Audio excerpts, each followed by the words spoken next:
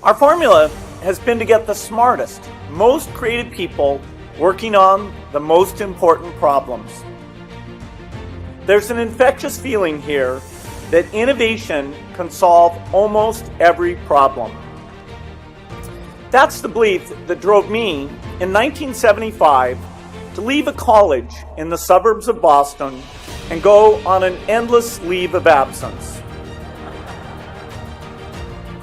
I believed that the magic of computers and software would empower people everywhere and make the world much, much better.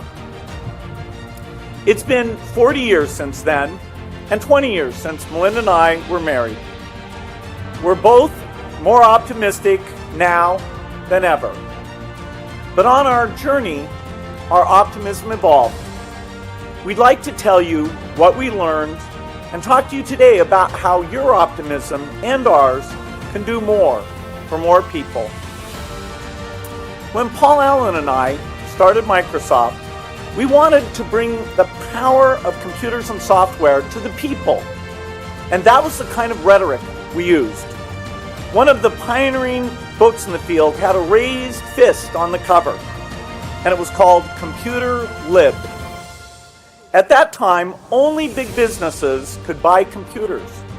We wanted to offer the same power to regular people and democratize computing.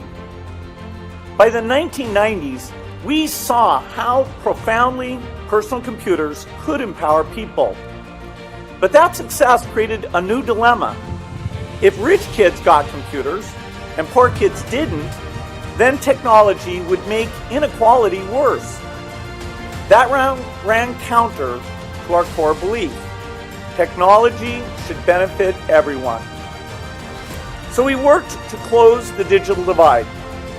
I made it a priority at Microsoft, and Melinda and I made it an early priority at our foundation, donating personal computers to public libraries to make sure everyone had access. The digital divide was a focus of mine in 1997 when I took my first trip to South Africa. I went there on business, so I spent most of my time in meetings in downtown Johannesburg.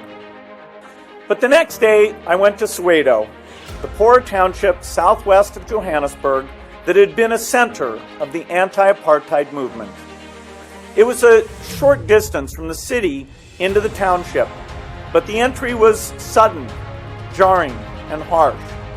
I passed into a world completely unlike the one I came from. My visit to Soweto became an early lesson in how naive I was. Microsoft was donating computers and software to a community center there, the kind of thing we did in the United States. But it became clear to me very quickly that this was not the United States. I had seen statistics on poverty, but I'd never really seen poverty. When I gave my prepared remarks to the press, I said, Soweto is a milestone. There are major decisions ahead about whether technology will leave the developing world behind. This is to close the gap. But as I read those words, I knew they weren't super relevant.